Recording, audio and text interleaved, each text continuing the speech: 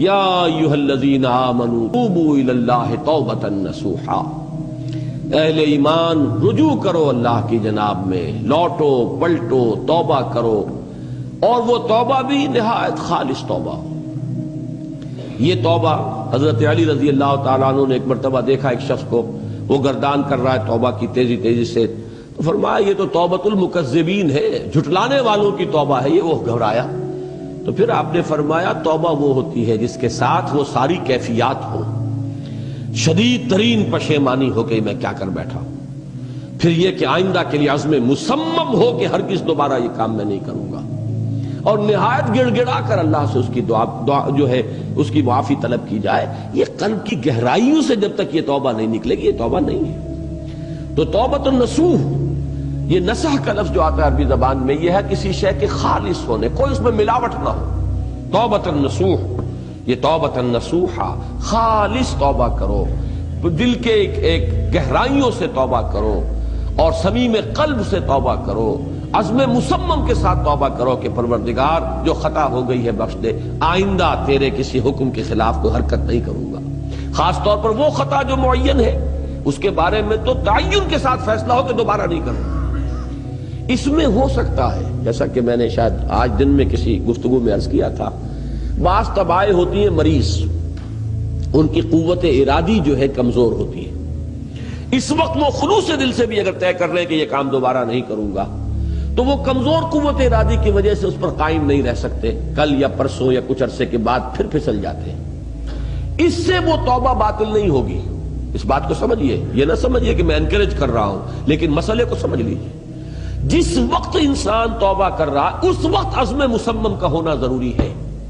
اب یہ اللہ جانتا ہے ہمارے دل کے اندر کے حالات کو، ہماری کیفیات کو، اگر اس وقت عزم مصمم ہے تو توبہ صحیح ہو جائے گی، پھر اگر خطا ہو گئی پھر توبہ کرو، پھر خطا ہو گئی اور پھر توبہ کرو۔ باز آ ہر چہ ہستی باز آ، گر کافر و گبر و بت پرستی باز آ، این درگہ ماں درگہ نومیدی نیست، صد بار اگر توبہ شکستی باز آ۔ اگر 100 مرتبہ بھی توبہ ٹوٹ گئی ہے کوئی پرواہ نہیں، جب تک یہ زندگی کا تسلسل چل رہا ہے، معلم یغرغر، جب تک کہ وہ گھنگرو نہیں بولا ہے آ کر حلق میں، اور نزع اور جان کندنی کا عالم شروع نہیں ہو گیا ہے، اس وقت تک توبہ کا دروازہ کھلا ہوا ہے۔ لیکن جس وقت توبہ کر رہا ہے آدمی، اب یہ آدمی اپنے آپ کو دھوکہ دے لے گا تو دوسری بات ہے، لیکن اللہ جانتا ہے، اس وقت اگر عزم مصمم ہے تو توبہ درست ہو جائے گی۔ تو جو بھی معاملات ہیں اللہ اور بندے کے مابین، اس میں 3 شرائط ہیں کہ جو علماء نے معین کی ہیں۔ ایک حقیقی پشیمانی، وہ پشیمانی جس کے لیے اقبال کا وہ شعر بہت مشہور ہے جو انہوں نے نوجوانی میں کہا تھا، اور داغ دہلوی اس مجلس میں موجود تھے جہاں علامہ نے یہ شعر پڑھا ہے، تو انہوں نے بڑی داد دی تھی کہ میاں اس عمر میں اور یہ شعر، یعنی چشم بد دور، وہ یہ داد کا بڑا ایک یعنی بلیغ انداز ہے۔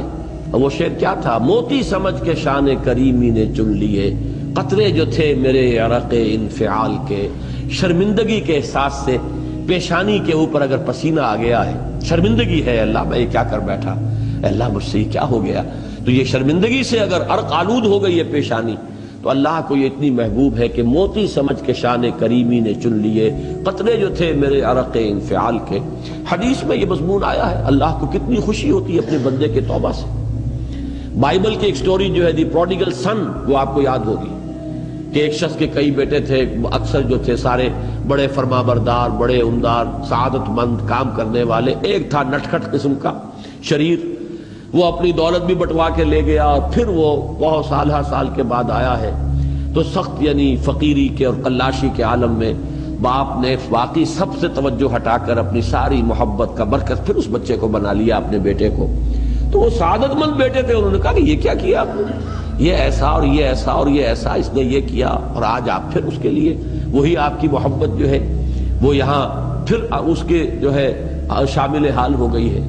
تو انہوں نے کہا کہ تم دیکھتے نہیں کہ اگر کوئی چرواہا ہو اور اس کی اگر 100 بھیڑیں اور بکریاں ہیں، تو اگر کوئی بھیڑیا کسی ایک بکری کو اٹھا کر لے جائے تو وہ 99 کو چھوڑ کر اس کے پیچھے بھاگتا ہے اس کو بچانے کے لیے۔ جو میرے ہیں وہ تو ہے ہی ہے، جو مجھ سے دور چلا گیا تھا وہ اگر لوٹ کر آیا ہے تو در حقیقت یہ ہے میری توجہ کا اور میری محبت کا سب سے زیادہ مستحق۔ یہی معاملہ اللہ کا. یہ در حقیقت ایک پیرابل ہے، ایک کہانی ہے جس میں اللہ کی وہ شفقت جو ہے اپنے گناہگار بندوں کے جو شامل حال ہوتی ہے جب وہ توبہ کرتے ہیں، جس کے لیے حدیث میں آخری بات بیان کر دی گئی کہ تصور دیا گیا ہے کہ ایک لق و دق سے راہ میں ایک شخص سفر کر رہا تھا، ایک ہی اونٹنی سواری کی، اسی پر اس کا راشن بھی تھا، پانی بھی تھا. تھوڑی دیر کے لیے وہ ایک درخت کے سائے میں بیٹھا سستانے کے لیے، دھوپ کی تمازت سے بچنے کے لیے، تو ذرا بیٹھا بیٹھا اونگ گیا. اب جو آنکھ کھلی تو دیکھا کہ اونٹنی غائب ہے، اس کا سفر کا ذریعہ وہی، پانی اسی پر، راشن اسی پر، گویا کہ کل زندگی کا ذریعہ جو ہے وہ اونٹنی تھی اس کی. لق و دق سے رہا ہے، اب کہاں جائے؟ کہیں پانی نہیں، کچھ کھانے کے لیے نہیں. دیوانہ وار دوڑتا ہے دائیں بائیں ادھر ادھر اونٹنی کو ڈھونڈنے کے لیے، کہیں سراغ نہیں ملتا. تو وہ اب موت کے انتظار میں درخت کے نیچے آ کے بیٹھ جاتا ہے. مایوسی کی انتہا، موت کا انتظار کہ اچانک دیکھتا ہے کہ اونٹنی تو کھڑی ہوئی ہے. تو اب اس پر شادی مرگ کی کیفیت طاری ہوتی ہے. وہ کہنا تو یہ چاہتا تھا اللہ میں تیرا بندہ ہوں، تو میرا رب ہے. کہہ یہ جاتا ہے کہ اللہ تو میرا بندہ، میں تیرا رب. زبان لڑکھڑا گئی ہے اس خوشی کی شدت کی وجہ سے. تو حضور فرماتے ہیں کہ اللہ کو اپنے کسی گناہگار بندے کی توبہ سے اس سے بھی کہیں زیادہ خوشی ہوتی ہے. تو اس کو ذہن میں رکھیے، توبہ کا بڑا اونچا مقام ہے. ہمارے ہاں شرائط بھی سخت ہیں. 3 شرطیں وہ، ایک عزم مصمم، ایک پشیمانی، حقیقی پشیمانی. نمبر 2 عزم مصمم کہ اب دوبارہ نہیں کروں گا. نمبر 3 ایک مرتبہ ضرور اس کام کو چھوڑ دینا. یہ گویا کہ اس کے عزم مصمم کا فوری ثبوت ملنا چاہیے. کچھ دنوں کے بعد پھر کہیں جذبات کا رہلا آئے، کوئی اور خطا ہو جائے، بات دوسری ہوگی. اور جو حقوق العباد کا معاملہ، اس میں 4تھی شرط اور ہے، اس لیے کہ حقوق العباد کی کوتاہی جو ہے اللہ تعالیٰ معاف نہیں فرمائیں گے. وہ تو وہی بندہ ہے جس کی آپ نے حق تلفی کی ہے، کسی کی غیبت کی ہے، کسی کی چغلی کھائی ہے، کسی پر تہمت لگائی ہے، کسی کا مال ہڑپ کیا ہے، کسی کو دھوکہ دیا ہے، کسی کی عزت پر حملہ کیا ہے، تو وہ تو وہی معاف کرے گا. یا یہ کہ آپ کی جو نیک اعمال ہیں وہ اس کو دے دیے جائیں گے قیامت کے دن، اور اگر آپ کے اعمال ختم ہو جائیں گے تو اس کے گناہ جو ہے وہ آپ کے کھاتے میں ڈال دیے جائیں گے. بہرحال جو 4تھی شرط ہے حقوق العباد کے معاملے میں کوتاہی میں توبہ کی، وہ یہ ہے کہ آپ یا معافی طلب کریں یا تلافی کریں اس شخص کی جس کے حقوق کو آپ نے تلف کیا.